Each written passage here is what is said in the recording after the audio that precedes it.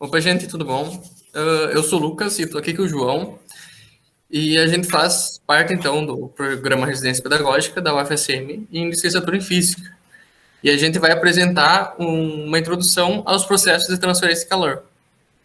Então, a gente vai ver que são três. Os processos, então, são condução, convecção e radiação. E aí, pessoal, tudo bem? Então, eu sou o João e vamos começar então pela condução. Então, o primeiro processo que a gente vai dar uma olhada aqui é a condução, que é o processo que explica por que quando a gente esquenta uma barra de metal, por exemplo, em uma ponta, depois de um tempo, a outra ponta ela também fica quente. Transmitido calor, então, da ponta que está perto do fogo para a outra ponta. O calor, então, ele é representado pela letra Q maiúscula. Para entender esse processo, a gente tem que olhar microscopicamente na estrutura de átomos do sólido. Então, a estrutura de átomos do sólido, ela é bem agrupada. E é por isso, então, que ocorre essa transmissão de calor. Quando a gente aquece uma ponta, a gente está, na verdade, aquecendo os átomos e agitando eles. Então, o átomo começa a se agitar, e essa agitação vai transferindo para os outros átomos vizinhos. Isso vai acontecendo com todos os átomos do material, até que ele chegue, então, na outra ponta.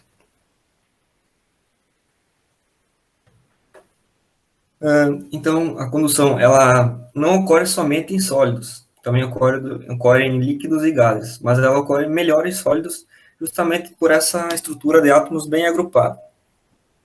E a condução, então, justamente também, por ela precisar de um meio material, no caso os átomos, ela não ocorre no vácuo.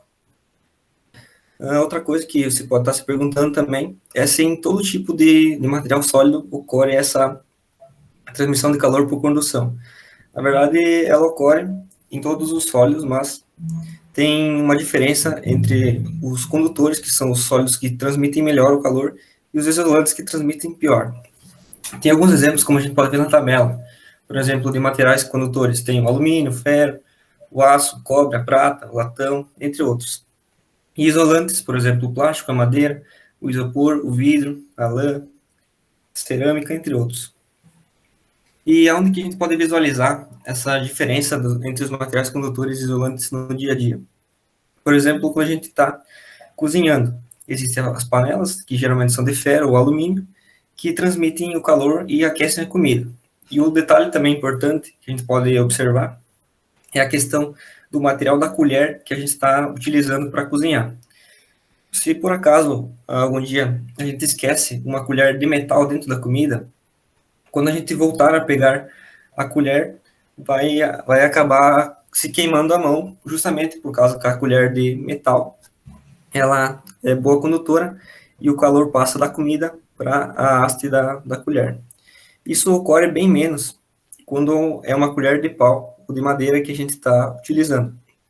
Por ela ser um isolante térmico, a colher que fica em contato com a comida pode ficar um tempo ali e ela não vai se aquecer tanto como a de metal.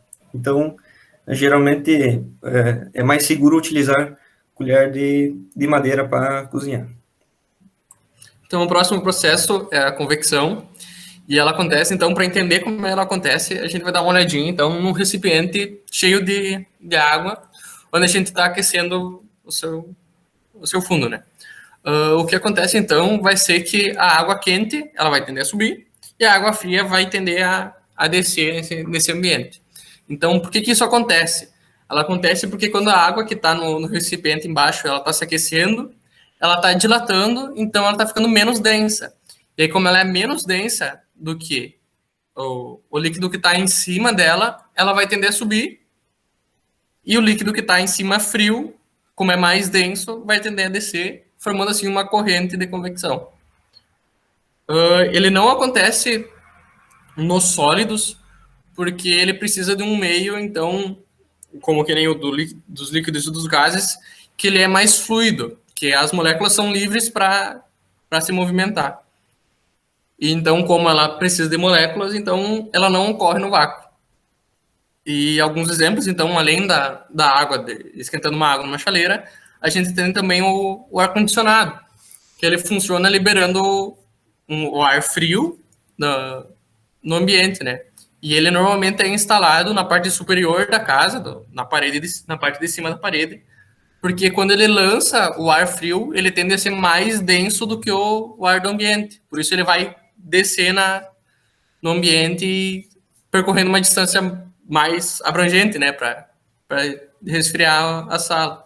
Diferente do que aconteceria se ele fosse instalado na parte mais perto do chão, que aí o ar frio ia ser lançado e já estaria na parte de baixo e ia dificultar o resfriamento da sala.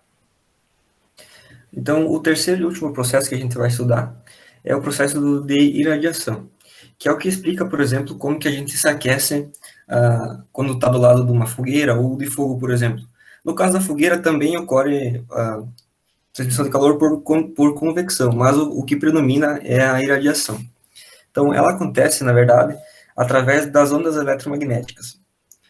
O que são essas ondas eletromagnéticas? Tem alguns exemplos que a gente pode utilizar, por exemplo, a luz que a gente consegue enxergar, o rádio, o infravermelho, que é utilizado nos controles de TV, ultravioleta, micro-ondas, raio-x e raios gamas. Então, essas ondas eletromagnéticas, elas transportam consigo energia. E é essa energia, então, que vai conseguir te aquecer. Talvez o exemplo mais claro que tenha disso é o do Sol aquecendo a Terra, que é por meio da transmissão de ondas eletromagnéticas que transportam calor até a Terra e que mantém a vida terrestre. E você pode estar se perguntando, mas como que acontece isso se não tem nada entre o Sol e a Terra? Esse é um detalhe importante que diferencia a irradiação dos outros dois processos, porque ela é a única que transmite calor sem um meio material, ou seja, no vácuo. Então, esses foram os 3 processos, então, para a gente dar uma introdução ao conteúdo e a gente vai ver mais para frente alguns exercícios, alguns exemplos, bem tranquilo. E se vocês tiverem alguma dúvida, então, nesse vídeo, pode falar com o professor e ele passa para a gente e a gente pode gravar algum outro vídeo explicando alguma dúvida que vocês tiverem. Então, o vídeo de hoje foi isso. Até mais.